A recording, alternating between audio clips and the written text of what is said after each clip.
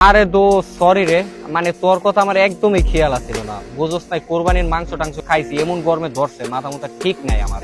এরপরে জিদ দেয় বসছি, উঠার প্ল্যান দোস্ত। সমস্যা নাই, তুই এখন কোথায় আছো? আমি এখন এই যে মাত্র বিচে নামলাম, বুঝছোস, মানে রোদ একটু কমছে তো, এখন বিচেই ভাল লাগতেছে, বাতাস আছে। এ মামা মামা মামা মামা, রাখ রাখ রাখ রাখ রাখ। সাবিলা নূর যাইতেছে, সাবিলা নূর। সাবিলা নূর মামা, ব্যাক ক্যামেরা দে তো একটু দেখি মামা। না দোস্ত, আসলে শুট চলতেছে তো গো, দরকার নাই। আর তাছাড়া আমি যদি এখন যাই সাবিলা নূরের লোক কথা কই, গলায় আটকে যাইতেছে, রোদ তো অনেক, একটা ডাব খাইতে হবে আমার। আর এখন যদি আমি সাবিলা নূরের লোকে কথা কই, বুঝোস না, একটা মানে একটা ঝামেলা আছে না, বাদ দে। সরি দোস্ত, তোর আমি জানাইতে পারিনি আসলে। আহারে মামা, তগই কপাল রে। এই আসছিলি কোথায়, এখন গেছিস কক্সবাজার, আর আমরা আর যাইতে পারলাম না। আসলে মামা টাকাই সব, তো টাকা আছে লেগে এই যে যাইতে পারলি।